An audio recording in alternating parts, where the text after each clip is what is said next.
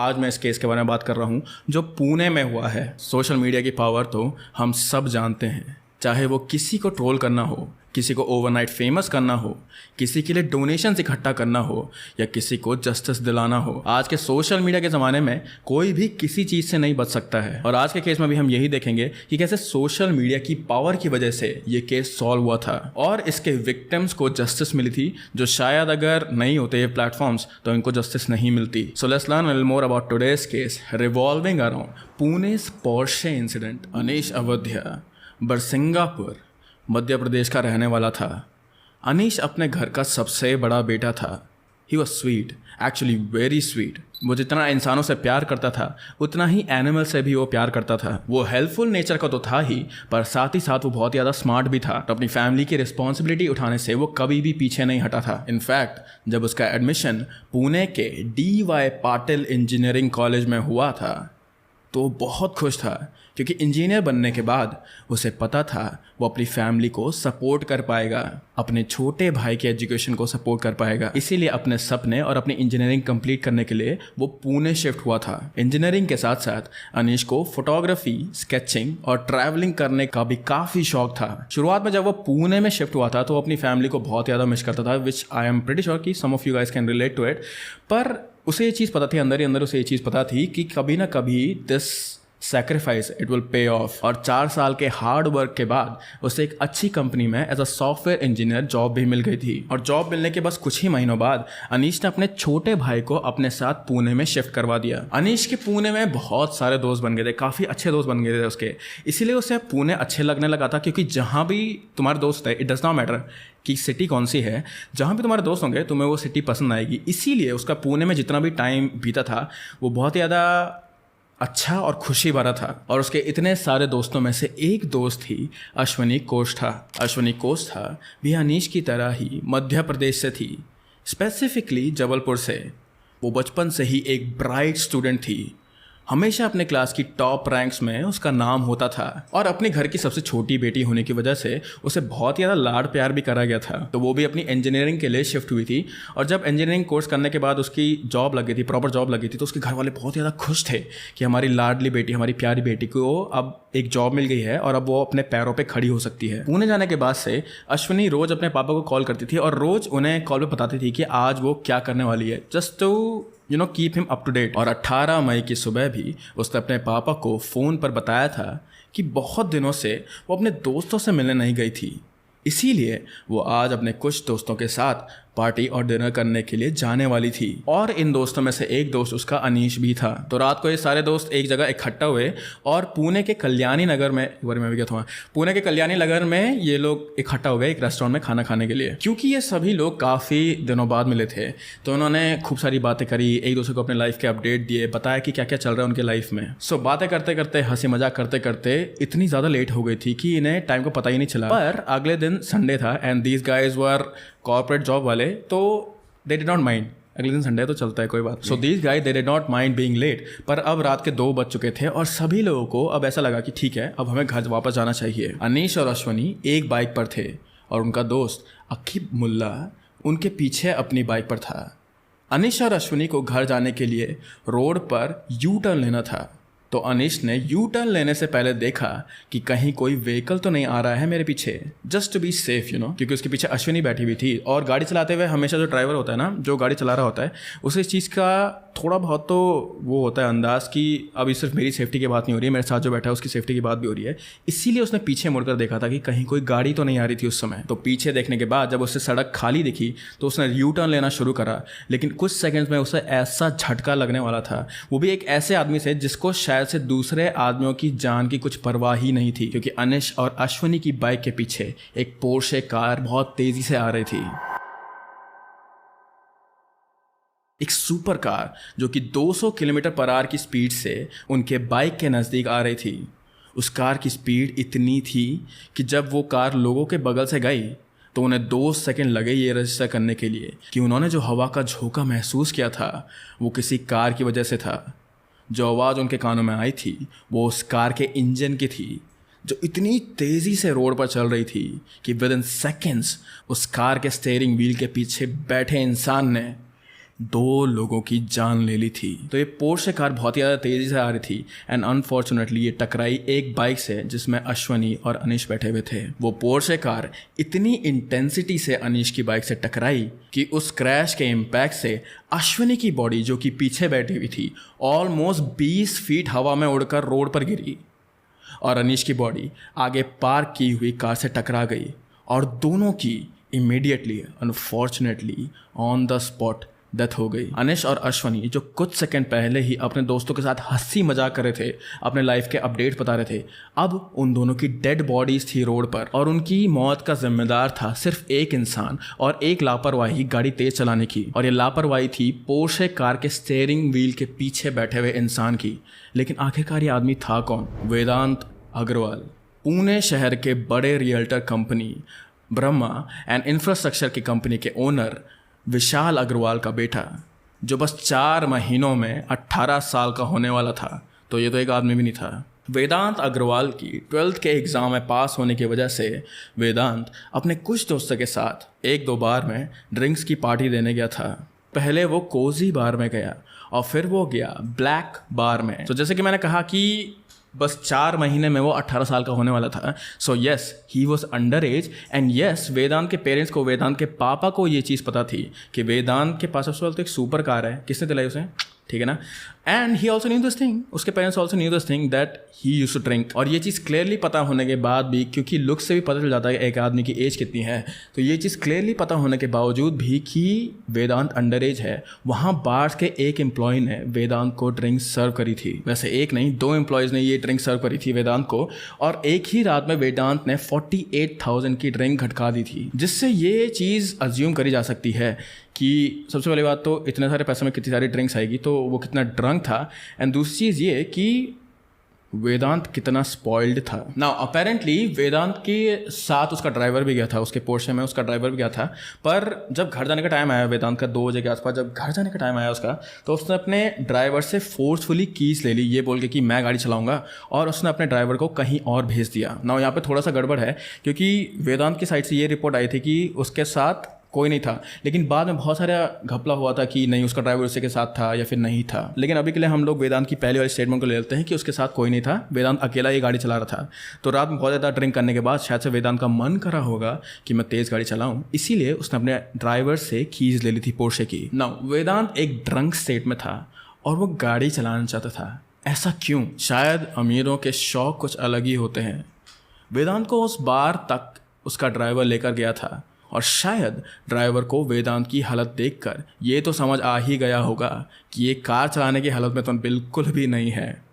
ना उसके पास लाइसेंस था और ना ही वो लीगल एज का था कार चलाने के लिए। So being a responsible person, Vedant के ड्राइवर ने उसके पापा विशाल को कॉल करा और उन्हें यह बताया कि आपका बेटा ऐसी डिमांड कर रहा है, ऐसी स्टूपिड चीज़ बोल रहा है मुझे पीकर। वेदांत के ड्राइवर को शायद से ये लगा होगा कि मे बी इसके पापा इसको झाड़ेंगे या फिर डांटेंगे, है ना, कि मत चला भाई, तूने दारू पी किया है। लेकिन वेदांत के पापा विशाल ने वेदांत के ड्राइवर से कहा कि नहीं, मेरे बेटे को गाड़ी चलाने दो, he knows what he is doing. ये जानते हुए भी कि उनका बेटा ड्रंक है, ड्रंक नहीं एक्सट्रीमली ड्रंक है, उसके पापा he allowed, he gave him permission to do this thing. तो अब जब पापा ने बोल दिया तो बेचारा ड्राइवर क्या ही करता, ही इज़ जस्ट वो बस नौकरी कर रहा है वहाँ पे, वो उनके अगेंस्ट तो जा नहीं सकता, तो इसीलिए उसने भी चाबी दे दी इन्हें। तो वेदांत, उसका दोस्त और ड्राइवर कार में बैठे हुए थे। वेदांत ने एक्सेलरेटर पर पैर दिया and he just didn't stop. Car की स्पीड इतनी हो गई थी कि वेदांत को कार कंट्रोल करनी ही नहीं आई, और इससे पहले कि ड्राइवर उसे समझा पाता, आसपास के लोग उसे कुछ समझा पाते, वेदांत ने कार अनीश और अश्वनी की बाइक से क्रैश कर दी।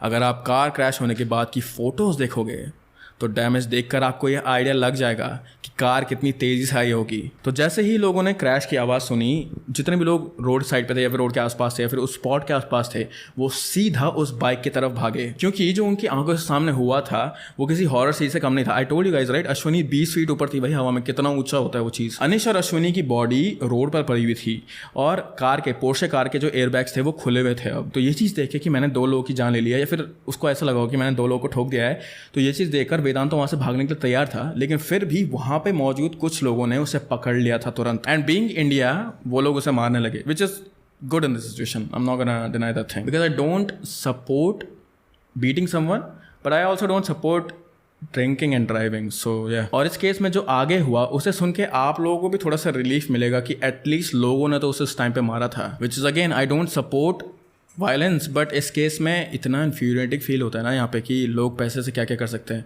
You guys will see now. 2 लोगों की मौत हो गई है, एक बाइक में बहुत ज़्यादा ज़ोर से क्रैश हो गया है, एक पोर्शे गाड़ी, इतनी महंगी गाड़ी में क्रैश हो गया है, और वेदांत को बस जेल ले जाने के 15 घंटे बाद उसे बेल मिल गई थी। Now you guys might be thinking कि what the hell is happening, bail कैसे मिल गई, इसने 2 लोगों की जान ले ली। सो डोंट वरी, उसे सिर्फ ऐसे ही बेल नहीं मिली थी, उसे कुछ कंडीशंस पे बेल मिली थी, जैसे कि उसे effects of road accident and their solution topic पर 300 वर्ड का ऐसे लिखना था। 15 दिन तक येरावाड़ा पुलिस के साथ ड्यूटी करनी थी, अपने अल्कोहल एडिक्शन के लिए ट्रीटमेंट लेनी थी उसे, और काउंसलिंग सेशन लेना था बेचारे को। बेचारा वेदांत, कितना बुरा हुआ उसके साथ। 300 वर्ड का ऐसे लिखना उसे, he can't do the thing right. और ये जो कंडीशन है, इन्हें सुनकर ऐसा भी लगता है कि this is just for the betterment of Vedant and this is just to you know I don't how to say it. 300 word का ऐसे मैन, सीरियसली। बट एनीवेज, मेरी आवाज़ से तुम्हें समझ आ होगा how stupid this thing is.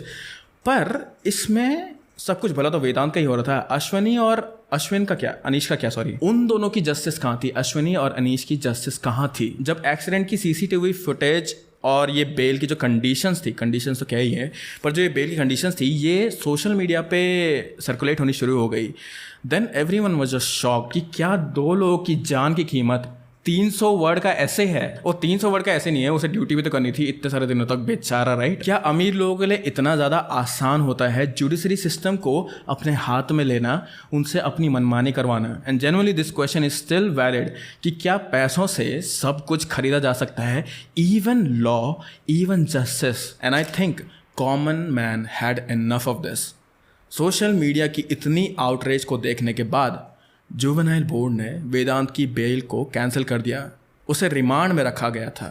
All of this while Sunday को जब वेदांत का ब्लड सैंपल कलेक्ट किया गया था, ये देखने के लिए कि इसकी बॉडी में अल्कोहल था कि नहीं। Then you know what happened, I am gonna say this name wrong, hospital का name wrong, but it's probably Sassoon hospital के 2 डॉक्टर्स ने वहाँ के इट इज़ वेरी इन्फ्यूरिएटिंग, ठीक है, लिसन टू इट। वहाँ के 2 डॉक्टर्स ने वेदांत का ब्लड सैंपल कचरे में फेंका और उसके ब्लड सैंपल को किसी और के ब्लड सैंपल से एक्सचेंज करा उन्होंने। अगेन ये रहा हॉस्पिटल का नाम, इतना बड़ा तुम्हें दिख रहा होगा। वहाँ के हॉस्पिटल के एम्प्लॉयज़ ने ये चीज़ करी। कैसे करी होगी उन्होंने? Just imagine, just like think about it. और अगर तुम लोग को समझ नहीं आती ये सब कुछ क्यों करा गया, ये सब कुछ करा गया ताकि वेदांत के ब्लड सैंपल में या फिर वेदांत के ब्लड सैंपल की रिपोर्ट में अल्कोहल ट्रेस ना हो जाए, क्योंकि इससे उसकी जो ये कार्यवाही थी वो और ज़्यादा लंबी होती और उससे ज़्यादा हार्ड पनिशमेंट मिलती। और अगेन ये सब उन्होंने क्यों करा? मनी एंड इन्फ्लुएंस की वजह से। इनफैक्ट जिस रात को वेदांत को पुलिस स्टेशन ले जाया गया था, उस रात को वहाँ के जो पुलिस ऑफिसर थे उन्होंने इस केस को ढंग से इन्वेस्टिगेट भी नहीं करा। और इतना ही नहीं, इंसिडेंट के 2 दिन बाद वेदांत की फैमिली ने पुलिस वालों से कहा कि गाड़ी तो वेदांत चला ही नहीं रहा था, गाड़ी तो ड्राइवर चला रहा था। और ये चीज़ तुम लोगों ने पहले कहीं ना कहीं तो सुनी होगी कि गाड़ी वो नहीं चला रहा था, कल्प्रिट नहीं चला रहा था, उसका ड्राइवर चला रहा था, ठीक है। इंडिया में ऐसा बहुत होता है। लेकिन क्या सच में गाड़ी ड्राइवर चला रहा था? इसका आंसर सीधा सीधा है नहीं, क्योंकि जो लोग वहाँ पे मौजूद थे, जो लोग एक्सीडेंट की जगह पे मौजूद थे, उन्होंने देखा था कि गाड़ी की ड्राइविंग सीट से कौन बाहर आया था। और उन्होंने ये चीज़ भी क्लियरली देखी थी कि वेदांत ही था ड्राइविंग व्हील के पीछे। एक्चुअली वेदांत के ग्रैंडफादर और फादर ने ड्राइवर को उनके बंगलों में बंद करके रखा था। उन्होंने उसका फ़ोन भी छीन लिया था और उसे ये कहा था कि तुम एक्सीडेंट का ब्लेम अपने ऊपर ले लो, बदले में तुम जितने पैसे मांगोगे उतने हम तुम्हें पैसे देंगे, और अगर ब्लेम नहीं लिया तो उसकी कीमत भुगतनी पड़ेगी तुम्हें। उस ड्राइवर को 2 दिन तक लॉक रखा गया था वहाँ। वो तो जब ड्राइवर अपने घर नहीं लौटा तो उनकी बीवी उसे ढूंढते हुए अग्रवाल के बंगलों में पहुंची और वहाँ से वो अपने पति को छुड़ाकर घर ले आई। आफ्टर विच वो दोनों पुलिस स्टेशन गए कंप्लेन लिखाने के लिए। Isn't this just so typical? I sound very angry, right? But this thing is so typical, okay? अमीर लोग अपना बोल रहा हूँ, अपने वर्कर्स का, या फिर जो मजबूर इंसान होता है, जो गरीब इंसान होता है ना, उसका किसी भी तरह से फ़ायदा उठा सकते हैं just to save themselves. And I also understand this thing कि जब बच्चा गलती करता है तो parents they try their best कि अपने बच्चे को समझाने की, उसकी गलती को ढंग से सुधारने की। लेकिन वो सारी गलतियाँ छोटी मोटी होती हैं या फिर हल्की फुल्की हाथापाई होती है। यहाँ 2 लोगों की जानें चली गई थी एंड वेदांत के पापा ये चीज़ कर रहे थे। वेदांत के पेरेंट अगर रिस्पॉन्सिबल होते, अगर वो अच्छे पेरेंट्स होते, जनरली हम सेइंग दिस थिंग, ठीक है, अगर वो लोग अच्छे पेरेंट्स होते तो वो पुलिस की इन्वेस्टिगेशन में उनकी हेल्प करते, अपने बेटे को उसके प्रॉपर पनिशमेंट दिलाते, ना कि उसे बचवाते। अब जब हम वेदांत के पेरेंट्स के बारे में बात कर रहे हैं तो let's get to know them better. Vedant के ग्रैंडफादर सुरेंद्र अग्रवाल, उनके ऊपर भी केस चल रहा है। And for what? एलिजिडली उन्होंने छोटा राजन को हायर किया था 2009 में शिवसेना के लीडर अजय भोसले का मर्डर कराने के लिए। वेदांत के फादर विशाल अग्रवाल पुलिस की हेल्प करने के बजाय पुलिस को डिसीव करने की हर कोशिश कर रहे थे। जब उसे पता चला कि पुलिस उसे अरेस्ट करने आ रही है, उन्होंने अपने एक कार गोवा भेजी और दूसरी कार मुंबई भेजी ताकि पुलिस कंफ्यूज हो जाए कि वो गया तो गया कहाँ, और अपने इस सील टाइट प्लान से वो पुलिस को डिस्ट्रैक्ट कर सके और अपने लिए इनफ टाइम बाय कर सके ताकि वो कहीं और निकल जाएं। और इन दोनों ड्राइवर को इधर उधर भेजने के बाद विशाल अग्रवाल, वेदांत के पापा, अपने एक दोस्त की गाड़ी में बैठकर भागने की तैयारी कर रहा था। लेकिन विशाल अग्रवाल को ये चीज़ नहीं पता थी कि उसके दोस्त की गाड़ी में ट्रैकिंग डिवाइस लगा हुआ है। ट्रैकिंग जीपीएस डिवाइस लगा था, I don't exactly know, but उसी की मदद से पुलिस ने उसे ढूंढ लिया था। अब पुलिस कस्टडी में है उस बार का ओनर और एम्प्लॉय जिन्होंने वेदांत को अंडर एज होने के बावजूद भी उसे ड्रिंक्स दी थी। विशाल अग्रवाल, जिसे पता था कि उनका बेटा अंडर एज्ड है और ड्रंक है, फिर भी उसे गाड़ी चलाने का मौका दिया उन्होंने। सुरेंद्र अग्रवाल, वेदांत के दादाजी, क्योंकि उन्होंने ड्राइवर को धमका के कहा था कि ब्लेम अपने ऊपर ले लो। जिन डॉक्टर्स ने वेदांत के ब्लड सैंपल को डस्टबिन में फेंका था, वो दोनों सस्पेंड हो चुके हैं और उनसे भी पुलिस अभी पूछताछ कर रही है। और जिन पुलिस ऑफिसर्स ने शुरुआत में केस को ढंग से इन्वेस्टिगेट नहीं करा, वो दोनों भी अब सस्पेंड हो चुके हैं। नाउ इस केस को अनफोल्ड होते हुए देख के एक चीज़ तो बहुत ज़्यादा क्लियरली समझ आती है, और किसी देश में नहीं, और किसी दुनिया में नहीं, और किसी पैरेलल यूनिवर्स में नहीं, पर इंडिया में पैसे से सब कुछ खरीदा जा सकता है। पुलिस को, डॉक्टर्स को, जुडिशरी सिस्टम को, लॉ को, सब कुछ खरीदा जा सकता है पैसे से। वेदांत की फैमिली ने अपने बेटे को बचाने के लिए सारी हदें पार कर दी, लेकिन एटलीस्ट उनके पास उनका बेटा तो है, उनका बेटा जिंदा तो है। अश्विनी और अनीश का क्या? उनके पेरेंट्स का क्या? उनका बेटा है और उनकी बेटी कहाँ है? क्या वेदांत को बचा के या फिर उसको दूसरी कंट्री में भेज के या फिर अपने आप को खुद भाग जाके क्या अनीश और अश्विनी अब वापस आ पाएंगे? एक्सीडेंट के एक दिन पहले ही अनीश ने अपनी मॉम को कॉल पे बताया था कि वो कुछ दिनों बाद घर आने वाला है। वो रिसेंटली दुबई जाकर आया था और वहाँ से उसने अपनी फैमिली के लिए चॉकलेट्स और खजूर खरीदे थे, जो कि वो बहुत ज़्यादा एक्साइटेड था अपनी मॉम को देने के लिए, उनका रिएक्शन देखने के लिए। इस आदमी की, इस अडल्ट की जान के बदले there is like these lives are equivalent to 300 word essay। Ashwini कुछ दिनों बाद ही अपने घर जाने वाली थी और अपने फादर के बर्थडे के दिन उन्हें सरप्राइज देने वाली थी।